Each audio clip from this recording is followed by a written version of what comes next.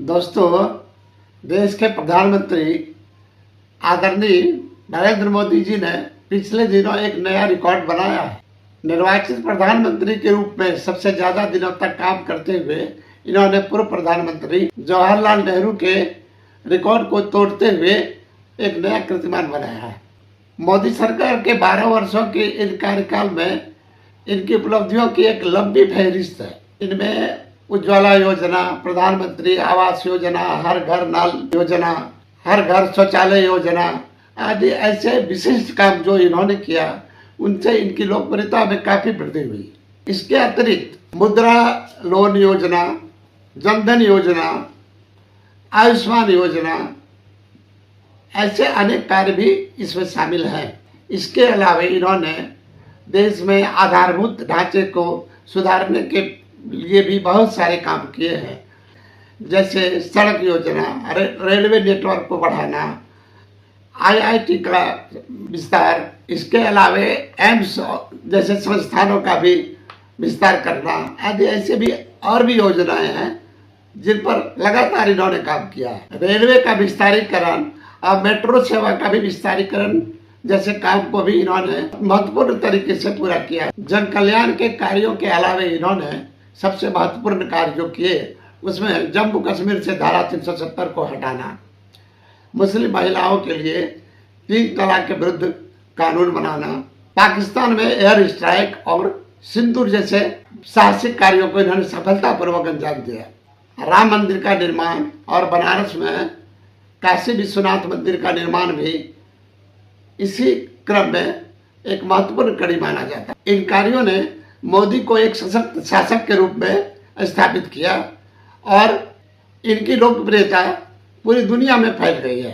दोस्तों, मोदी ने जो इतने प्रशंसनीय कार्य किए हैं, इसके चलते आज एक कौतूहल पैदा हुआ कि क्यों नहीं इनके कार्यकाल को पूर्व प्रधानमंत्री जवाहरलाल नेहरू के कार्यकालों से एक तुलना किया जाए और देखा जाए कि दोनों में समानता कितना है और कितना अंतर है।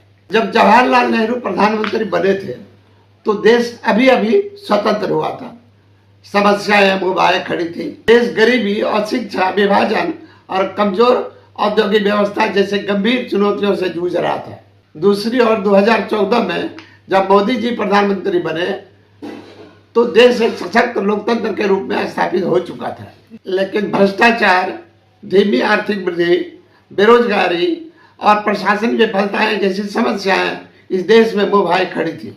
नेहरू ने भारत को एक धर्मनिरपेक्ष राष्ट्र के रूप में विकसित करने का प्रयास किया और उनका मानना था कि आपसी विचार विमर्श और कूटनीति से ही समस्याओं का समाधान सही रहता है। इन्होंने कृषि, विज्ञान, तकनीक और संस्थाओं का निर्माण पर विशेष जोर दिया और इसे विकास का एक आधार के रूप में स्वीकार किया। मोदी जी का दृष्टिकोण नया भारत और विकसित भारत पर केंद्रित है। मोदी जी सांस्कृतिक विरासत और राष्ट्रीय पहचान को महत्व देते हैं और इसके लिए इन्होंने डिजिटल इंडिया को माध्यम बनाया है। इसके अलावा मजबूत शासन व्यवस्था को मोदी जी ने विकास का आधार बनाया है।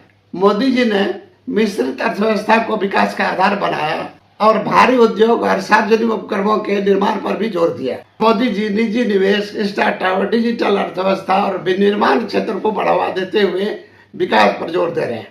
मेक इन इंडिया और PLI योजना इसी का उदाहरण है। कृषि क्षेत्र को बढ़ावा देने के लिए नेहरू जी ने बड़े बड़े बांधों का निर्माण करवाया, सिंचाई परियोजना और कृषि विकास केंद्र का भी स्थापना करवाया। उन्होंने बड़े बांधों को आधुनिक भारत का मंदिर कहा था। मोदी जी कृषि तकनीक और डिजिटल प्रबंधन को कृषि विकास के लिए महत्वपूर्ण मानते हैं। इन्होंने प्रत्यक्ष लाभ हस्तांतरण और सिंचाई परियोजना के विकास पर विशेष रूप से जोर दिया है। नेहरू ने लोकतांत्रिक संस्थाओं के विकास में महत्वपूर्ण योगदान दिया है। इन्होंने संसद, न्यायपालिका, चुनाव आयोग जैसे महत्वपूर्ण संस्थाओं के निर्माण में और उसके विकास में महत्वपूर्ण योगदान दिया। मोदी जी भी लोकतांत्रिक व्यवस्था के अंदर रहकर ही काम करना पसंद करते हैं और लोकतंत्र के प्रति इनकी गहरी आस्था समय समय पर परिलक्षित हुआ है। लेकिन इनकी कार्यशैली अधिक केंद्रीकृत और नेतृत्व केंद्रित रहा है। मोदी जी परिणाम आधारित प्रशासन को महत्व देते हैं और मजबूती से उनके पीछे खड़े रहते हैं। नेहरू जी के विदेश नीति का आधार गुट निरपेक्षता था और शीत युद्ध के समय इन्होंने किसी भी महाशक्ति के गुट में शामिल नहीं होने का फैसला किया था। लेकिन 1962 के भारत चीन युद्ध में जो इन्होंने विफलता पाई, उसके चलते इनकी विदेश नीति पर प्रश्न चिन्ह खड़ा हो गया और हिंदी चीनी भाई भाई का नारा विफल हो गया। इससे इनकी प्रशासनिक अक्षमता का दर्शन होता है। इन्होंने कभी भी सेना का आधुनिकीकरण पर जोर नहीं दिया। मोदी जी की विदेश नीति अधिक सक्रिय और व्यवहारिक माना जाता है। इन्होंने अमेरिका, यूरोप, मध्य पूर्व और इंडो पैसिफिक देशों के साथ बेहतर संबंध स्थापित किया है। चीन के साथ गलवान युद्ध में जो सफलता भारत को मिली, उसमें इनकी प्रशासनिक क्षमता और निर्णय लेने की क्षमता को रेखांकित करता है। मोदी जी ने सीमा सुरक्षा पर अधिक जोर दिया, स्वदेशी हथियारों के निर्माण पर जोर दिया और सैन्य आधुनिकीकरण पर भी विशेष रूप से जोर दिया। और इसके अंतर्गत इन्होंने देश में ही स्वदेशी कारखाना स्थापित करने में महत्वपूर्ण भूमिका निभाया। चांद तक सफलतापूर्वक सफर इनके दूरदर्शी सोच को भी परिलक्षित करता है। दोस्तों, दोनों नेताओं के विचार भिन्न हैं, कुछ समानताएं भी हैं, लेकिन एक बात सत्य है कि दोनों नेताओं ने ही भारत के विकास के लिए और भारत के लोकतंत्र को विकसित करने के लिए महत्वपूर्ण कार्य किए हैं।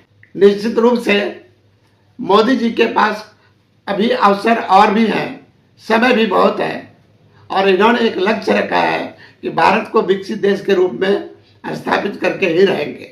दोस्तों, ये विश्लेषण आपको कैसा लगा कमेंट बॉक्स में जरूर बताएं। धन्यवाद।